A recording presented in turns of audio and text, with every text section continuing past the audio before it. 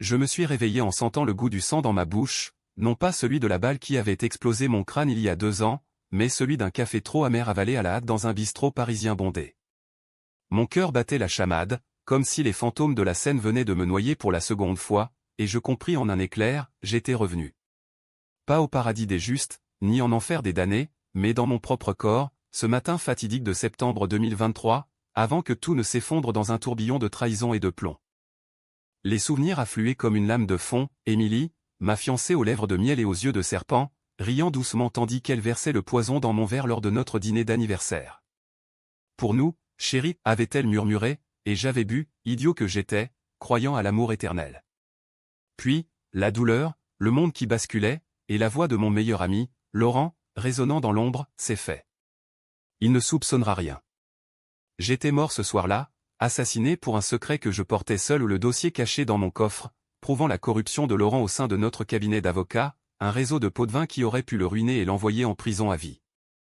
Mais maintenant, j'étais là, vivant, respirant l'air chargé d'odeurs de croissants brûlés et de cigarettes froides sur le boulevard Saint-Germain. Mes mains tremblaient en tenant le journal du jour, daté du 15 septembre 2023. 2 ans en arrière. Une seconde chance. Pas pour pardonner, non pour venger. Et cette fois, je ne laisserai rien au hasard. Paris, ma ville bien-aimée, deviendrait le théâtre de leur chute, un opéra macabre où chaque acte serait plus impitoyable que le précédent. Les rues de Paris s'éveillaient sous un ciel plombé, comme si la ville elle-même pressentait le sang qui allait couler à nouveau. J'avais à peine 30 ans lors de ma première mort, Alexandre Duval, avocat ambitieux du quartier latin, fils d'un père ouvrier mort trop tôt et d'une mère qui avait sacrifié sa jeunesse pour me payer des études à la Sorbonne. J'avais gravi les échelons avec acharnement, fondé un cabinet avec Laurent Moreau, mon frère d'armes depuis l'école de droit. Nous étions inséparables, lui, le charmeur au sourire en coin, moi, le stratège aux dossiers impeccables. Émilie était entrée dans nos vies comme une tempête printanière, mannequin reconverti en galeriste, avec ses courbes sculpturales et son accent provençal qui faisait fondre les cœurs. Elle avait choisi Laurent d'abord, lors d'une soirée arrosée au caveau de la Huchette, mais c'est moi qu'elle avait épousé 6 mois plus tard, dans une cérémonie discrète à la mairie du 5e arrondissement. Ce matin de résurrection, je me tenais devant le miroir de mon appartement haussmannien, rue de Rivoli, fixant un visage que je connaissais par cœur mais qui semblait maintenant hanté par un démon intérieur. Mes yeux verts, hérités de ma mère bretonne, brillaient d'une lueur nouvelle au pas de joie, mais d'une rage froide, calculée. J'enfilai un costume gris anthracite, nouai ma cravate avec des gestes précis, et sortis, le dossier en question brûlant dans ma mallette comme une grenade dégoupillée. Non, je ne le détruirai pas. Pas encore. Il serait mon arme, forgée dans le feu de la trahison. La première étape, observer, sans alerter. Je marchais jusqu'au cabinet, niché dans une impasse élégante près du palais de justice, où les avocats comme nous défendaient les puissants contre les ombres de la loi. Laurent était déjà là, penché sur son ordinateur, ses cheveux châtains impeccablement coiffés, son sourire éclatant comme toujours. Alex. Mon vieux, pile alors pour notre réunion avec le ministre, lança-t-il en se levant pour m'étreindre. Sa poigne était ferme, fraternelle, mais je sentis sous sa peau le pouls d'un serpent. Émilie arriva peu après, un café à la main, ses lèvres peintes en rouge sang effleurant ma joue.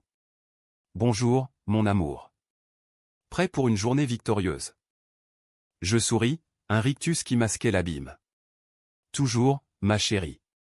Intérieurement, je revivais la scène, ce dîner au Fouquet's, où elle avait glissé le cyanure dans mon Bordeaux, tandis que Laurent réglait les comptes avec un tueur à gages pour effacer les traces. Le secret? J'avais découvert par hasard un transfert de fonds illégal. Laurent, en cheville avec un ministre de l'Intérieur corrompu, blanchissait de l'argent de trafic d'armes via notre cabinet. Des millions d'euros, des vies brisées en Afrique et au Moyen-Orient, tout pour son ascension fulgurante. J'avais hésité à le dénoncer, il était mon ami, après tout. Erreur fatale. Ils avaient appris que je savais, et au lieu de me confronter, ils avaient choisi la voie du silence éternel. La réunion se déroula comme dans un rêve éveillé, un cauchemar familier. Le ministre, un homme bedonnant nommé Bertrand Lemoine, nous serra la main avec effusion, promettant des contrats juteux pour nettoyer ses affaires. Laurent rayonnait, Émilie notait avec diligence, et moi. Moi, je hochais la tête, gravant chaque mot, chaque regard complice entre dans ma mémoire. À la pause, je m'éclipsai aux toilettes, sortis mon téléphone et envoyai un message anonyme à un contact d'un ancien client, un journaliste d'investigation au Monde, intéressé par le dossier Moreau-Lemoine? Rendez-vous ce soir, Pigalle. C'était le premier coup. Pas mortel, mais suffisant pour semer le doute. De retour, je surpris un échange de regards entre Laurent et Émilie, un éclat de panique fugace. Ils sentaient quelque chose, peut-être l'odeur de la proie qui se retourne contre le chasseur. Le soir venu, je dînais seul dans un petit troquet de Montmartre, observant la foule anonyme. Paris bruissait de vie, des touristes riant sous les néons, des amants se disputant dans l'ombre des arches. Mais pour moi, chaque ombre abritait un fantôme. Ma mère, qui m'avait élevé seul après le suicide de mon père, un ouvrier licencié par une multinationale que Laurent défendait jadis. Ironie du sort. Le journaliste, un certain Marc Duval, ironie cruelle, même nom de famille, me rejoignit à 22h, nerveux, cigarette au bec. Je lui glissai une copie partielle du dossier, juste assez pour titiller, des relevés bancaires, des mailles codées. C'est de la dynamite, murmura-t-il, les yeux brillants. Mais qui êtes-vous? Je haussai les épaules. Un fantôme. En rentrant, je passai devant notre appartement, où la lumière tamisée révélait Émilie et Laurent enlacés sur le balcon, ignorant que j'avais déjà planté la graine de leur ruine. Les jours suivants furent un balai de tension. Laurent me bombarda de questions sur mon changement d'humeur, Émilie multiplia les attentions à un massage aux huiles essentielles, un week-end surprise à Deauville. Je jouais le jeu, riant à leurs blagues, dormant à leur côté, mais la nuit, seul avec mes pensées, je traçais des plans. Le premier twist, je contactai discrètement l'ex-femme de Laurent, une avocate ratée nommée Sophie, qui haïssait son ex pour l'avoir quitté avec leurs 2 enfants et un compte en banque vide. Il y a de l'argent sale, lui dis-je par mail anonyme. Assez pour une pension alimentaire à vie. Elle mordit à l'hameçon, exigeant un rendez-vous. Sophie était une femme brisée, ses yeux gonflés de larmes refoulées, ses mains tremblant autour d'un verre de vin rouge. Nous nous rencontrâmes dans un café anonyme du Marais, sous un faux nom. Prouvez-le, dit-elle d'une voix rauque. Je lui montrai des extraits, et son visage se durcit en un masque de vengeance. Je le détruirai. C'était mon premier allié involontaire, une pièce dans l'échiquier. Mais au fond de moi, une voix murmurait, et si j'allais trop loin? La loi, que j'avais servie si longtemps, condamnait la vengeance privée. Pourtant, la loi m'avait trahi une fois, pourquoi la respecter maintenant? Bientôt, les premières fissures apparurent. Un article anonyme dans le Canard enchaîné mentionna des irrégularités dans le cabinet Moreau-Duval. Laurent paniqua lors d'un déjeuner, son front perlé de sueur. « Alex, tu as vu ça? C'est une chasse aux sorcières. » Je feignis l'inquiétude. On va s'en sortir, comme toujours. Émilie, elle, devint distante, ses appels à Laurent plus fréquents, ses nuits solitaires plus longues. Je l'espionnais via un traceur GPS sur son téléphone à un petit acapri d'un collègue geek. Elle rencontrait un privé, un certain Duval, encore, pour vérifier mes allées et venues. Pathétique. Il me prenait pour un imbécile resurrecté. Le climax de cette première phase vint une semaine plus tard. Invité à une gala au Louvre pour fêter un client, je vis Laurent et le ministre Lemoine en grande conversation, Émilie servant de lien charmant. J'approchai, un verre de champagne à la main, et lâché nonchalamment, j'ai entendu dire que le parquet s'intéresse aux flux financiers du ministère. Dommage pour certains. Le silence tomba comme une guillotine. Lemoine blêmit, Laurent toussa dans son verre. Émilie me fixa, ses yeux vers les miens, en plus doux emplis de suspicion. « Qu'est-ce que tu insinues, Alex ?»« Rien, ma chérie. Juste des ragots de couloir. » Mais le mal était fait. Cette nuit-là, rentrant seul, je sentis une présence dans l'ombre de la rue de Birague. Une silhouette casquée sur une moto, un éclat métallique dans la main. Il passait à l'action plus tôt que prévu. Je plongeai dans une ruelle, le cœur cognant, et hélai un taxi. Pas de balle cette fois. Pas encore. Mais le jeu avait commencé pour de bon, et Paris, ma complice, bruissait de promesses sanglantes.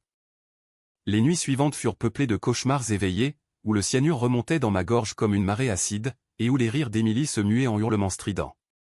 Je ne dormais plus, à la place, je lisais, compulsivement, des traités sur la psychologie criminelle of Freud, Lacan, ces maîtres français qui disséquaient l'âme humaine comme un cadavre sur la table d'autopsie. Laurent était un narcissique pur, forgé dans les limbes d'une enfance dorée à Neuilly, où l'argent paternel achetait le silence des maîtresses et des dettes. Émilie, elle, était une opportuniste, élevée dans la misère des banlieues marseillaises, où l'amour se monnayait au prix fort. Ensemble, ils formaient un duo infernal, un Macbeth et une Lady revisitée pour l'ère des selfies et des crypto-monnaies. Mon plan se dessinait en strates, comme les catacombes sous nos pieds, d'abord, isoler Laurent de ses soutiens. J'envoyais à Sophie des preuves supplémentaires des enregistrements vocaux volés via un micro dissimulé dans le bureau. Sa voix, rauque de colère, je veux la moitié de tout, ou je parle au juge. Laurent céda, bien sûr, transférant des fonds qui creusaient son trou plus profond. Puis, le ministre Lemoine.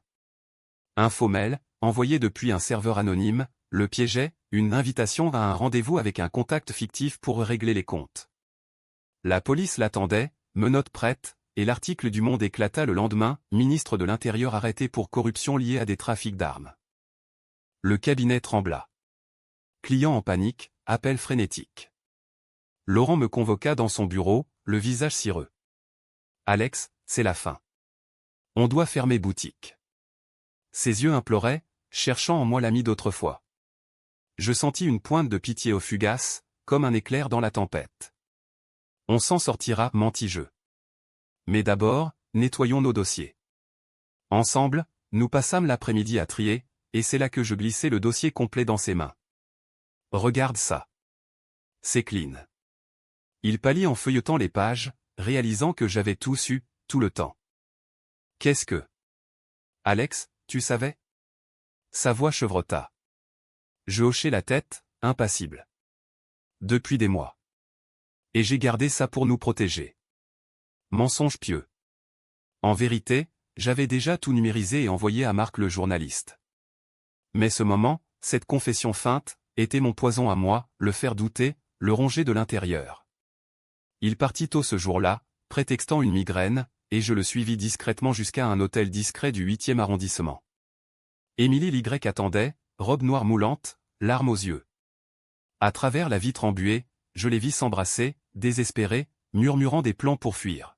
« On le tue encore » entendis-je distinctement. Mon sang se glaça au nom de peur, mais d'excitation. Ils accéléreraient leur chute.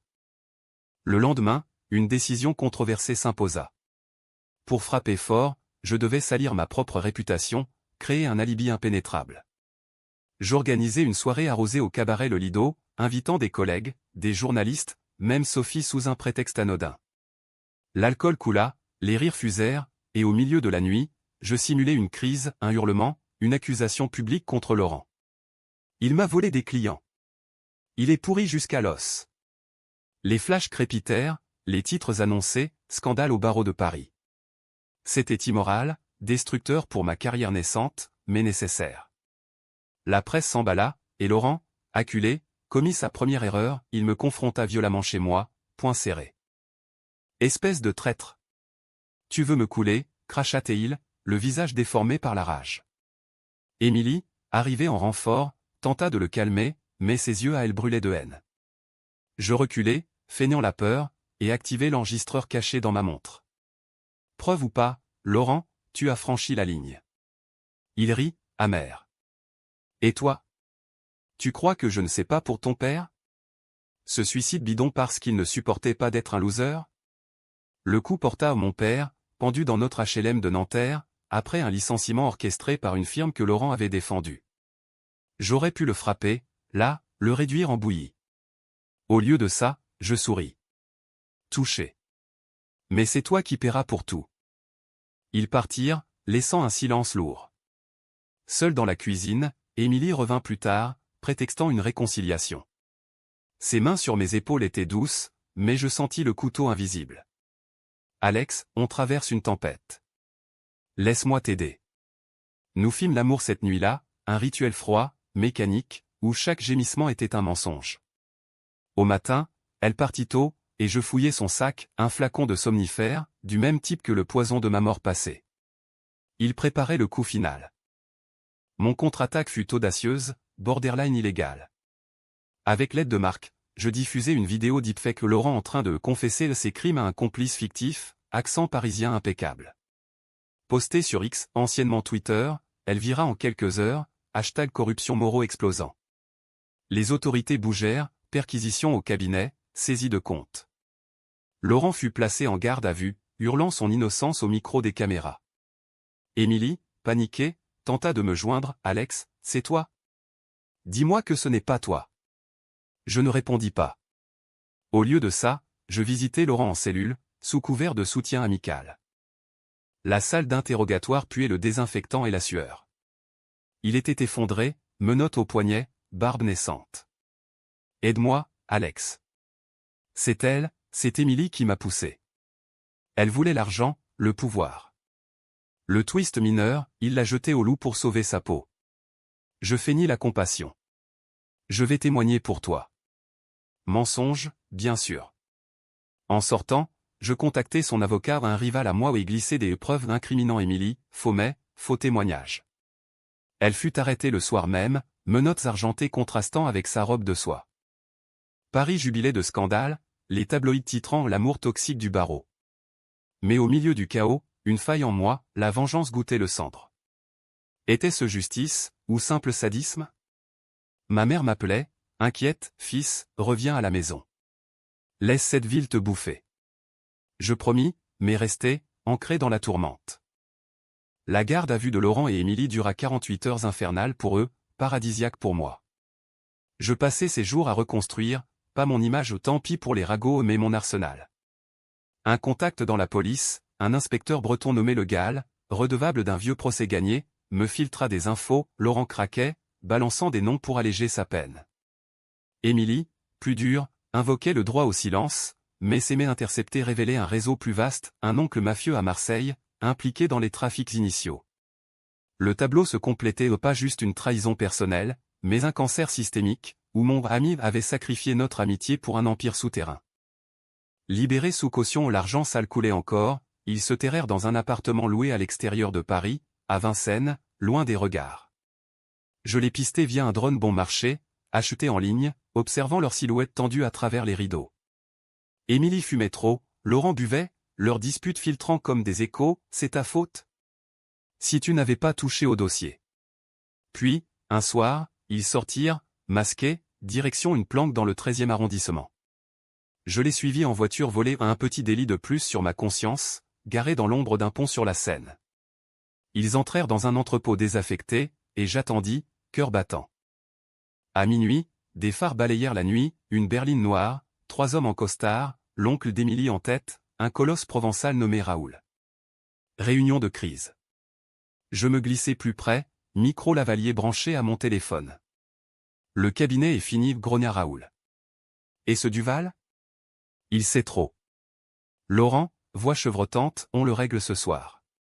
J'ai l'adresse. » Mon sang se figea. Il venait pour moi. Je reculai, composé le 17 anonymement, trafic suspect, entrepôt rue de Tolbiac. Sirène hurlante, chaos, Raoul et ses hommes fuirent, mais Laurent et Émilie furent pincés avec des armes et de la coque, preuve plantée par moi, via un paquet livré plus tôt. Interrogatoire bis.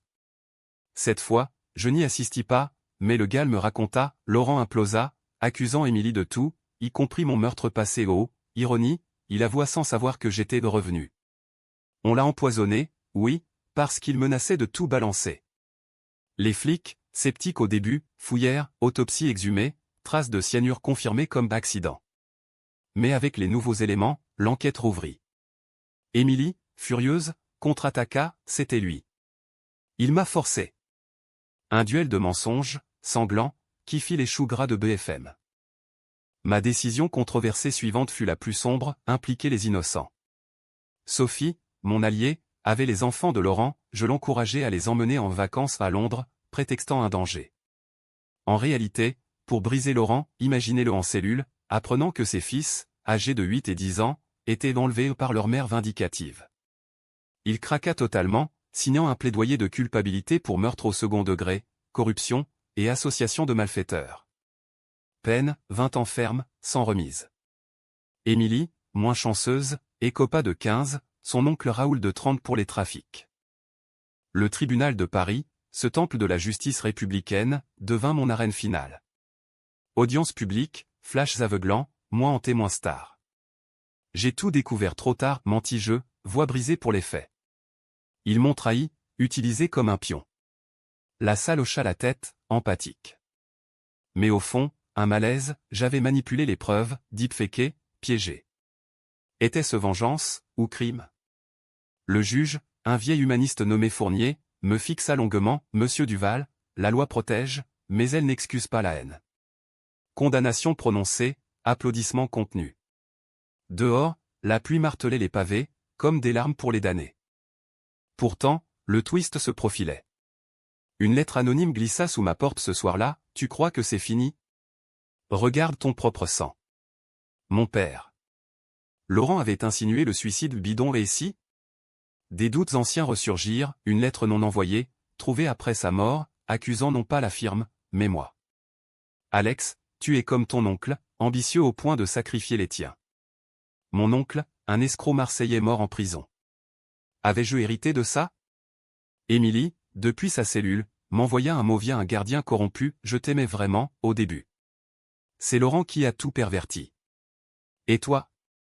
Tu es pire maintenant. La nuit, je marchais le long de la Seine, pont des Arts, où les cadenas d'amour rouillés symbolisaient mes illusions brisées. Un appel de ma mère, Alexandre, rentre. Ton père. Il n'était pas ce que tu crois. Elle avoua, mon père s'était suicidé non par licenciement, mais par honte il avait détourné des fonds de l'entreprise, pour payer mes études, et craint que je ne l'apprenne. J'étais complice involontaire, fruit d'un péché originel. La révélation me frappa comme une seconde mort, ma vengeance n'était pas pure, elle coulait dans mes veines, empoisonnée par mon propre sang. Malgré tout, je poussai plus loin. Pour clore le chapitre, je visitai Laurent en prison, frêne, sous un ciel d'acier. Il était maigre, yeux creux. Pourquoi, Alex? On était frères.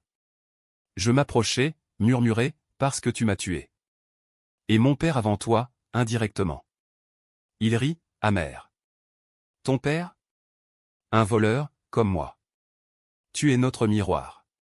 Le gardien intervint, mais le mal était fait, il tenta le suicide cette nuit-là, échec, mais brisé à jamais. Émilie, plus résiliente, me défia lors d'une visite conjugale, ironie du système. Libère-moi, ou je révèle tout, tes facs, tes pièges. Menace réelle. Ma réponse? Un pot de vin au gardien pour accident ou une chute dans les escaliers, côte cassée, silence imposé. Controversé? Au-delà. Criminel, oui. Mais la tension montait vers le climax, Paris enneigé pour Noël, où les lumières masquaient les ténèbres. L'hiver 2023 enveloppa Paris d'un manteau blanc et froid, miroir de mon âme gelée. Le cabinet fermé, je vivais de mes économies, un fantôme errant dans les bistrots enfumés du quartier latin, écoutant les échos de ma gloire passée. Les journaux parlaient encore de l'affaire Duval, un feuilleton judiciaire qui avait fait chuter un ministre et ruiné 2 vies aux 3, si l'on comptait la mienne. Marc le journaliste devint un allié improbable, m'invitant à des dîners confidentiels où il disséquait l'affaire, tu es un héros, Alex, ou un vigilante? La ligne est mince. Je haussai les épaules, sirotant un pastis, goûtant l'anis comme un remède à l'amertume. Mais les ombres s'allongeaient. Raoul, l'oncle d'Émilie, libéré sous caution malgré ses charges, jura vengeance publique sur une vidéo YouTube, ce Duval paiera pour avoir sali le nom provençal. Des rumeurs coururent, des voyous marseillais à Paris, cherchant mon adresse. Je déménageai dans un studio anonyme à Belleville, quartier multiculturel où les odeurs d'épices masquaient les peurs. Là, seul avec un ordinateur et des bouteilles de rouge, je creusai plus profond. Le twist majeur émergea d'un fichier oublié, dans le dossier original, une note manuscrite de mon père, adressée à Laurent. Protège Alex. Si je tombe, c'est pour lui. Laurent savait pour le détournement de mon père, l'avait couvert en échange de silence et quand j'avais menacé d'exposer ses propres crimes, il avait vu en moi la menace héréditaire. La révélation me terrassa. Pas de victime pure, une chaîne de secrets, où chaque maillon était souillé. Pourtant, la rage persista, alimentée par un appel anonyme, Émilie, depuis la prison de Fleury-Mérogis. Raoul vient pour toi. Sauve-moi, et je te dis tout sur ton père. Marché Faustien. Je négociai, un avocat bidon pour la faire transférer en semi-liberté, en échange d'une confession enregistrée. Elle parla, voix brisée par les barreaux, Laurent m'a forcé à t'empoisonner. Il disait que tu étais comme ton père, un faible qui ruinerait tout. Mais moi. J'ai aimé le pouvoir, pas l'homme. Et le coup de grâce, ton père n'était pas suicidé. Laurent l'a poussé, un accident pour couvrir le vol. Mon monde vacilla. Laurent, tueur de père et de fils. Le climax se profila, une confrontation finale, non en cellule, mais en liberté conditionnelle. Grâce à mes contacts légaux, endettés de faveur, je l'attirai à un rendez-vous fictif dans les catacombes, lieu symbolique de morts enfouies. Nuit noire, entrée secrète via un ami historien. L'air était lourd d'humidité et d'os blanchis, lanternes dansant comme des âmes damnées. Il arriva seul, silhouette voûtée, revolver en poche prévisible. « Alex ?» Sa voix résonna dans les tunnels. Je surgis de l'ombre, masque à gaz pour l'effet théâtral, un tasé à la main. Finissons ça. Il visa, mais je fus plus rapide, décharge électrique, il s'effondra, convulsé. Attaché à un pilier d'os, je l'interrogeai, voix calme comme un confesseur. « Mon père. » Dis la vérité. Il cracha, riant à travers la douleur. « Oui, je l'ai aidé à y disparaître. Il voulait te protéger de la honte. Et toi? Tu me tues maintenant, tu deviens pire que moi. » Le choix, le laisser au ras des catacombes, ou appeler la police avec preuve de tentative de meurtre. La décision controversée, je le laissai là, agonisant lentement, et sortis, appelant l'anonymat pour son sauvetage vivant, mais brisé, pour qu'il pourrisse en tôle avec le poids de 2 morts. Dehors, aube grise, je vomis sur les pavés, libéré et souillé. Émilie, informée via Raoul que j'avais piégé avec une dénonciation, tenta une fuite, voiture volée vers le sud, arrêtée à Lyon. Son procès, spectacle médiatique, révéla tout, mon empoisonnement, le rôle de Laurent. Acquittée partiellement pour coercition, elle sortit libre, mais ruinée, harcelée. Pourtant, le vrai twist frappa comme un coup de poignard, ma mère, mourante d'un cancer foudroyant, m'avoua sur son lit d'hôpital à Brest. « Alexandre, ton père. Il a volé pour toi, mais c'était moi qui l'ai poussé. J'étais endettée, jalouse de nos voisines. Laurent savait, et il m'a fait chanter pour te surveiller. La trahison ultime, ma propre chair. Elle mourut cette nuit-là, me laissant avec un legs empoisonné ou une boîte de lettres prouvant que j'étais né d'un mensonge, que mon ambition était une malédiction familiale. » Paris, indifférente, continuait son ballet, Tour Eiffel scintillant, café bondé. Je vendis l'appartement, quittai le barreau, devins consultant anonyme pour des enquêtes privées. La vengeance accomplie, mais à quel prix? Les nuits, je rêvais d'os et de sang, réveillé par le fantôme de mon père, fils, pardonne. Le printemps 2024 fleurit tard à Paris, cerisier tardif le long de la Seine protestant contre l'hiver interminable de mon âme. L'affaire Moreau-Duval s'estompa dans les archives judiciaires, un chapitre clos pour le public, mais pour moi, une plaie ouverte suintant encore.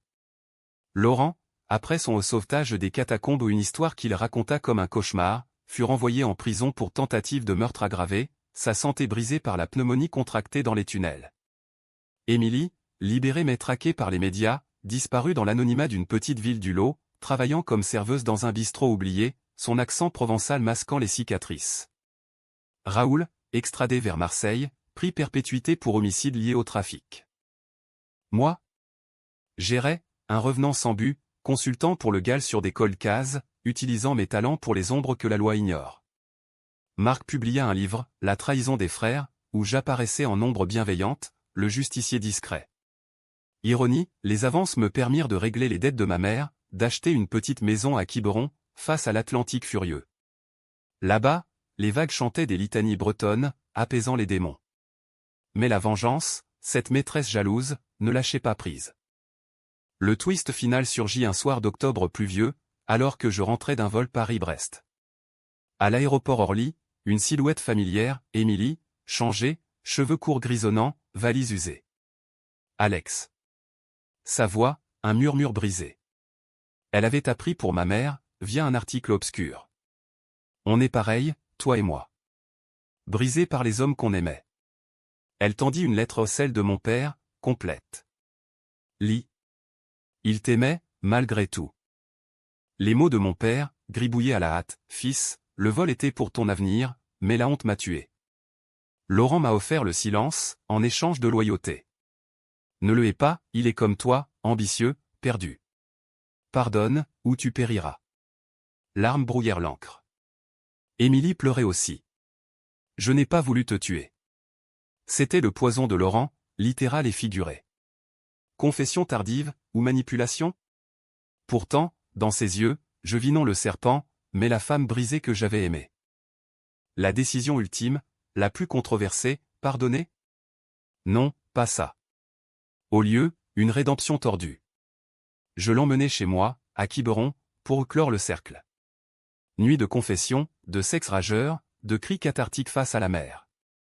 Elle parla de Raoul, de son enfance volée, je lui révélai ma résurrection, ce miracle inexplicable que la science française ne pouvait expliquer, un coma fin, diagnostiqué à tort comme mort cérébrale, et un réveil après 2 ans dans un hôpital comateux. Pas de surnaturel, juste un raté médical, un retour inattendu qui m'avait donné cette seconde chance. Ensemble, nous écrivîmes une lettre anonyme à Laurent, en prison, le sang appelle le sang, mais le pardon le lave. Ton fils aîné veut te voir, va, et vis. Sophie, apaisée par l'argent récupéré, accepta. Laurent, libéré conditionnellement pour bonne conduite, émigra en Suisse, ombre de lui-même, consultant en compliance pour racheter ses fautes. Émilie et moi. Pas d'amour retrouvé, mais une alliance fragile, elle devint ma partenaire dans les enquêtes, traquant les corruptions mineures, un duo de justiciers gris. Le dénouement, ni heureux ni tragique, mais français dans son ambiguïté, une fin ouverte, où la vengeance cède à une paix précaire. Paris, lointaine maintenant, reste en moi comme une cicatrice aimée. Et moi, Alexandre Duval, né 2 fois, marche sur les falaises bretonnes, sentant le vent salé effacer les poisons. La vie, après tout, n'est pas un opéra sanglant, mais une valse hésitante entraîne les lumières. Cette fois, je danse.